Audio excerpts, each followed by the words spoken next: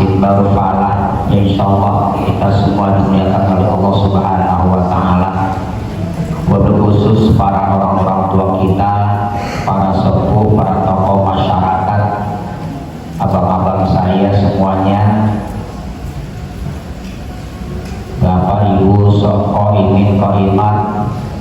Alhamdulillah pada malam hari ini kita masih diberikan berbagai macam ragam nikmat dari Allah Subhanahu wa taala, terlebih nikmat iman, nikmat Islam, nikmat sehat, nikmat panjang umur. Sehingga dengan nikmat-nikmat yang Allah berikan kepada kita, alhamdulillah kita masih dapat berkumpul di rumah Allah, yang mana insya Allah baru saja kita melaksanakan ibadah sholat isya berjamaah, dan insya Allah kita akan melaksanakan sholat tarawih berjamaah beserta witirnya. Semoga amaliyah-amaliyah yang sudah kita lakukan dari awal Ramadan sampai saat ini diterima oleh Allah Subhanahu wa taala. Dan kita mohon pada Allah Subhanahu wa taala semoga Allah panjangkan umur kita sampai kita yaitu kita terus 1 bulan ini kita satu ibadah puasa ya dengan sebaik-baiknya. Insya Allah orang yang dipertemukan pada bulan Ramadan ini kita semua nih, okay? Karena kita sebelum Ramadan kita berdoa, ingat doa itu ya. Ketika pas Rajab, Allahumma barik lana fi Rajab wa Sya'ban wa balighna Ramadan. Ya Allah, berkahilah kami di bulan Rajab dan bulan Sya'ban, dan sampaikan umur kami di bulan Ramadan. Tuh ya. Jadi Rajab sama Sya'ban kita minta berkah. Kenapa Ramadan minta nyampe?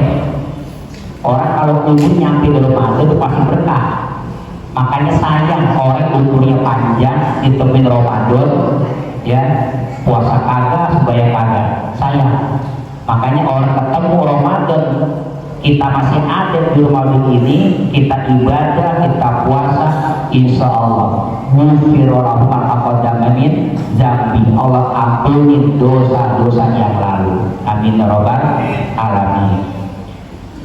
Bapak Ibu hadirin sekalian, makanya kalau ketika masuk Ramadan ya, ada ilmu yang harus kita pelajari, yaitu ilmu tentang puasa ya. Karena ibadah-ibadah kita kalau nggak ada ilmunya, kalau kata diteruskan marjudatun natlatun baru, ditolak nggak diterima. Orang beramal nggak ada apanya, nggak ada ilmunya. Makanya kita cari ilmu itu penting ya, baru kita beramal.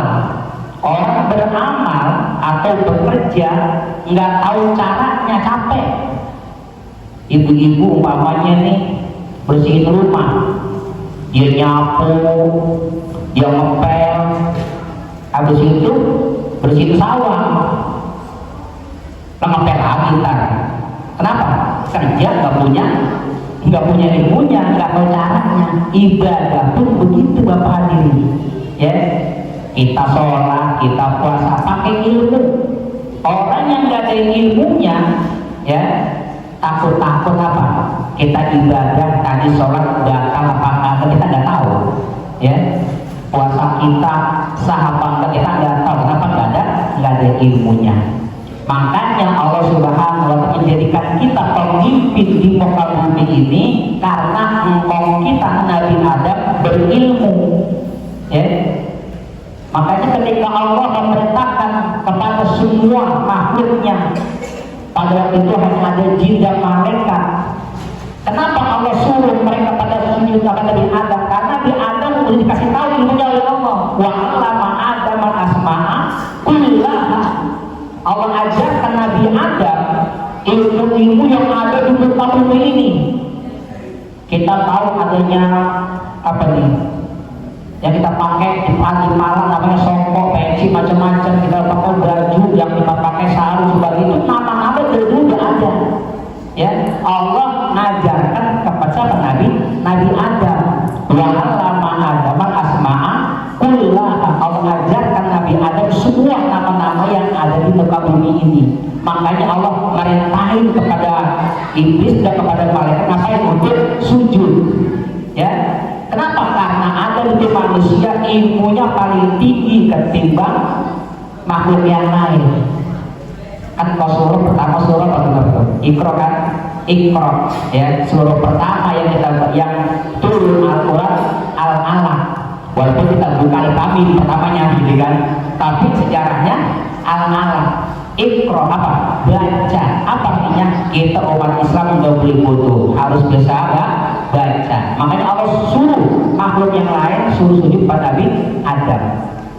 Usjudu li Adam. Sujudlah kalian pada Adam, kata Allah. Pasal jadu, malaikat apa itu? Sujud semua. Malaikat juga Pak awalnya protes juga sama Allah, ya, protes. Wa nahnu nusabbihu bihamdika wa nuqaddisu disulak, kata malaikat. Ya Allah, kami kan lebih suci, kami bertasbih, kan gitu, ya. Kata Allah, bahasa kitanya nih, tawan buang lu gitu kan, ya. Allah gitu, akhirnya pas sujud. Illa, kecuali siapa? Iblis, kecuali iblis. Iblis nggak mau, aba wastakbar, dia nggak mau dan dia sombong. Kita kalau nggak mau masih mending Pak, nah kalau sombong iblis, ya, nggak mau masih mending. Kalau dia udah sombong iblis. Tuh, jadi apa?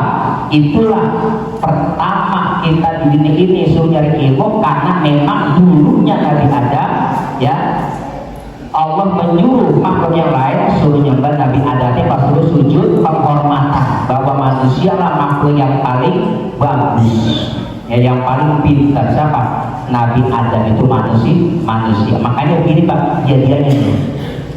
Kalau seandainya Allah memerintahkan malaikat yang jadi khalifah di muka bumi ini, ya, Allah merintahkan manusia itu Nabi Adam jadikan khalifah untuk memimpin dunia ini. Sekarang kita manusia ini anak turunannya, alhamdulillah tuh, ya, teknologi maju.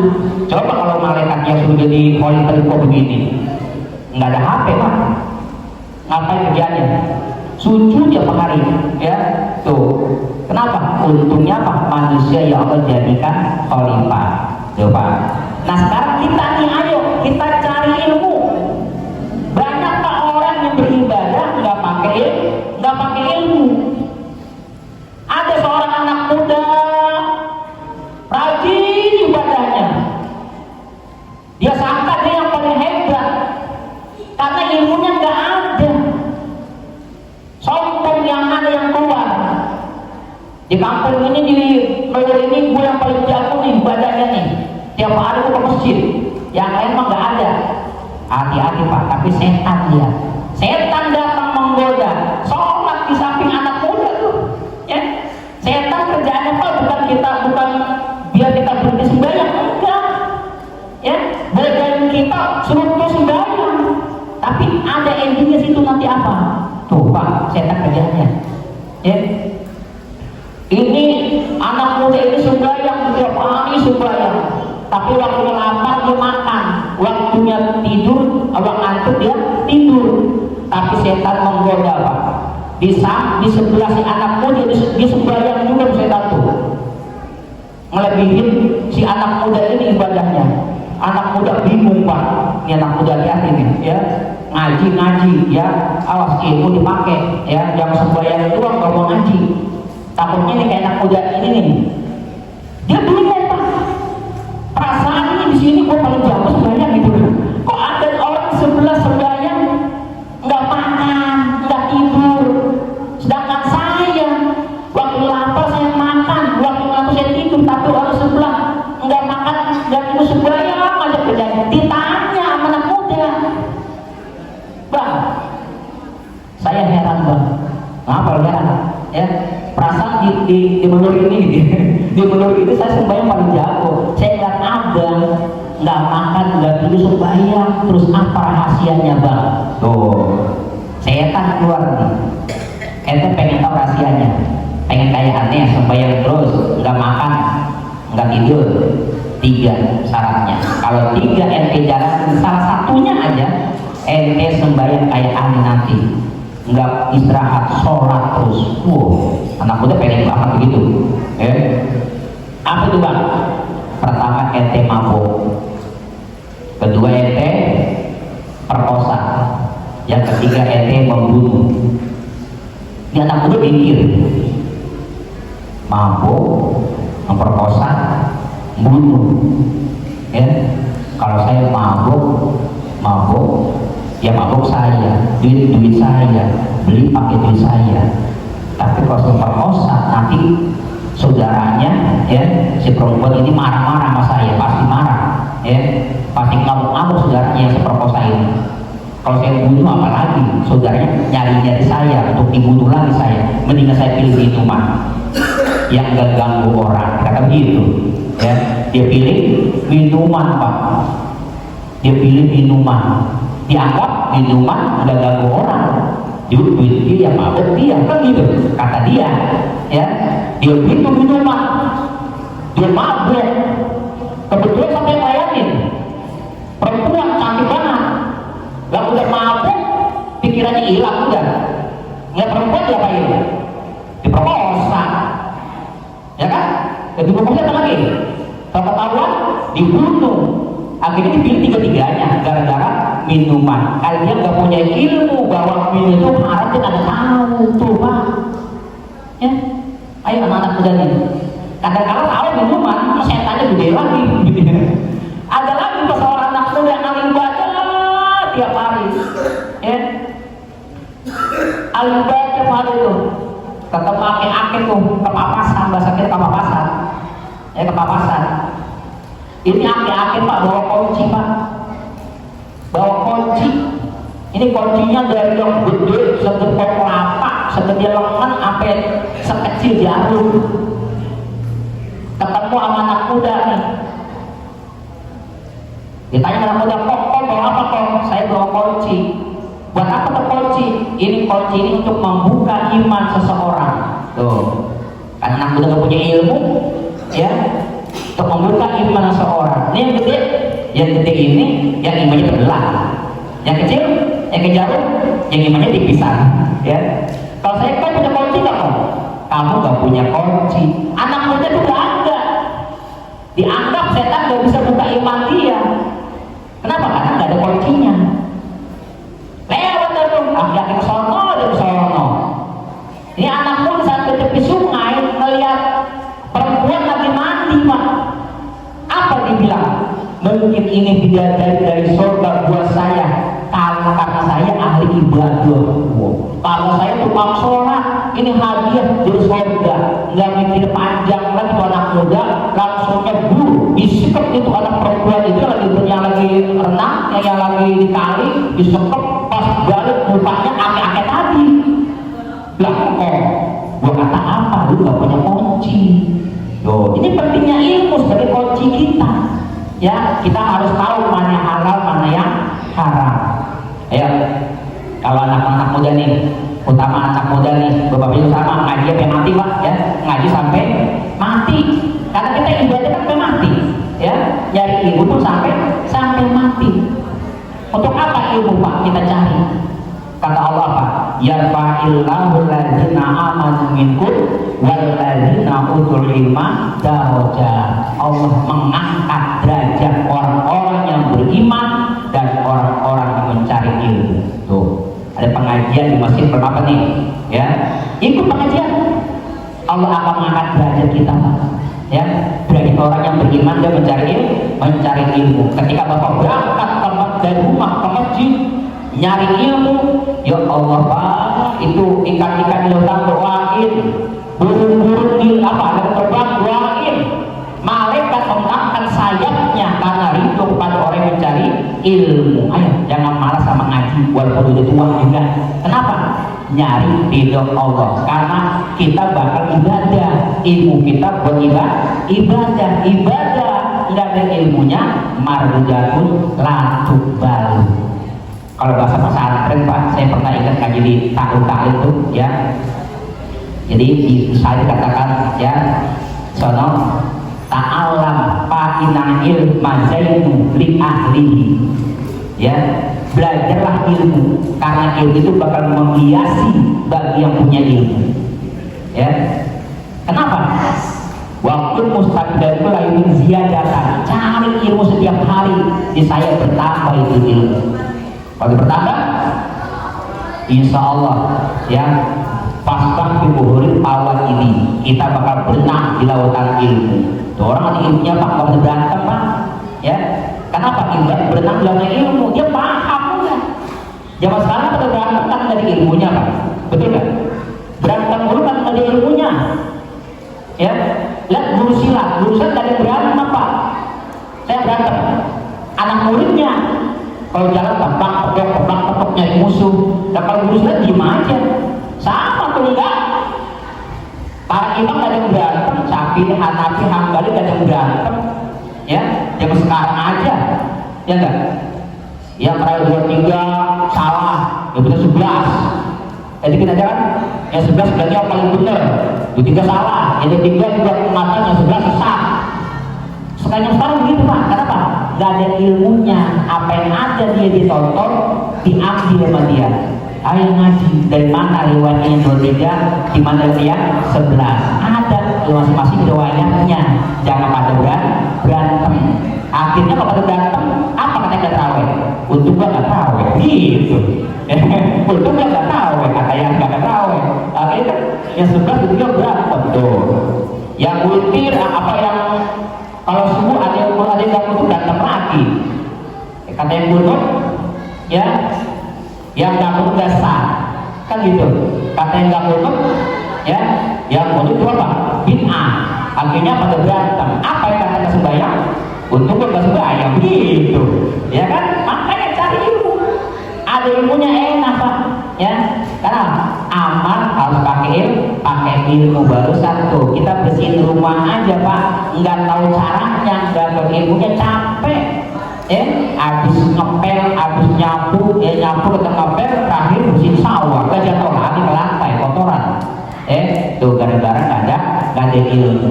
Bapak kemana-mana nih, bawa kendaraan, minimal ilmu baca kita punya kan gitu. Dari kendaraan tahu di rambu-rambu kemana kita, ya kan? Mau ke Bandung, Surabaya ada bacaan. Kalau kita nggak punya ilmu baca, nyasar kita. Penting adanya ilmu, ya Pak ya.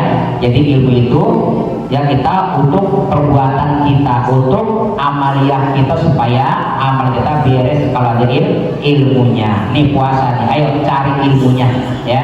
Sambil kita ibadah, ilmu puasa kita pelajarin. Apa yang batal puasa, ya? Apa yang batal puasa, apa fadilah puasa, kita paham semua. Satu lagi Pak, ada sejarah dari zaman Rasulullah tentang puasa nih. Sekarang ilmu tentang puasa, karena gak ada ilmunya dia. Siang-siang suami istri ngapain? Berhubungan. Tuh di bulan Ramadan, ya. Nanya sama Rasulullah, ya Rasul, siang-siang saya jatuh. Ya di mana? Di atas bini saya, jatuh milih. Ya. Gimana saya puasa Rasul? Nggak batal. Ini bininya batal nggak di perempuan ini? Batal juga. Ada Pak perempuan nanya sama Ustaz, saya buang sama laki saya, batal nggak puasa saya? Ya batal. Apa dibilang? Kan saya tidak makan. Oh makan, ya atas yang bawah. Batal. Akhirnya apa? Situ ada paparan puasa 3 bulan berturut-turut, dendanya tuh, ya. Sanggup Pak? 3 bulan. Ayo, buru-buru 3 bulan. Beberapa hari kita udah ngos-ngosan puasa ini. Kapan lebaran gitu kan? Ya, ini 3 bulan nggak sanggup ya Rasul, buru-buru 3 bulan ya. Saya aja sehari aja udah nggak sanggup ya. Ya udah dah, ngapain? Kasih makan orang miskin. Ya, apa dibilang? Ya Rasul, saya paling miskin di kampung saya. Ya, saya pakai apa ngasihnya? Kata Rasul, nih gandum ente bawa dah, bagiin ke orang miskin. Pas dibagiin, dia udah lagi Pak. Apa dibilang? Ya Rasul, saya mau bagi siapa? Saya paling miskin di kampung saya. Ya, udah buat lu semua dah, kita gitu ya. Buat kamu semua dah. Tuh, ini khusus Pak, khusus buat dia doang nih ya, khusus buat sahabat Nabi itu. Kita nggak boleh begitu ya. Untuk masalah istri kalau mau ustaz biar ustaz bagi beras pulang karung nggak bisa kena ya. Jangan, ini jangan kita lakuin itu karena apa? Ada ilmunya gitu ya. Ayo mudah-mudahan Allah panjangkan umur kita, nanti insya Allah selesai lebaran ya ada taklim di masjid atau di mana-mana kita ikuti Pak ya, karena ilmu itu penting. Orang kalau nggak ada ilmunya akan tersesat. Nih suara nih Pak, mik nih Pak, ini namanya apa nih? Ilmu mikrofon. Kalau nggak ada yang nemuin mikrofon, gimana berceramah? Ceramahnya gimana? Habis suara teriakan karena nggak ada apa? Nggak ada pengeras suara. Saya di bawah, di atas ada suara kan? Ada, berkat ada ilmu mikrofon namanya ya kan. Coba kalau nggak ada yang nemuin mikrofon nih ilmunya, ceramah capek serak sampai ya teriakan nggak kedengeran karena ada ilmu. Jadi dengan ilmu hidup menjadi mudah ya, gampang. Mau kemana-mana bapak musafir udah dia mikir gimana sembahyangnya, ada namanya kosong itu adanya ilmu. Jadi ilmu jadi mudah. Ayo baca Fatihah Bapak sekalian, khususnya buat kita semua yang pada melaksanakan ibadah tarawih puasa siang harinya, semoga diterima Allah Subhanahu wa taala. Dan juga dan niatan buat saudara kita yang diuji Subhanahu wa taala berupa banjir ya di Bekasi, kita buat baca Fatihah sebagai kesabaran Allah Subhanahu wa taala ya, dikuatkan iman Islamnya, amin ya rabbal alamin. Al-Fatihah. A'udzubillahi minasyaitonir rajim. Bismillahirrahmanirrahim. Alhamdulillahirabbil alamin. Arrahmanir rahim. Maliki yaumiddin. Iyyaka na'budu wa iyyaka nasta'in. Ihdinas siratal mustaqim. Siratal ladzina an'amta 'alaihim ghairil maghdubi 'alaihim waladdallin. Demikianlah akhir kalam.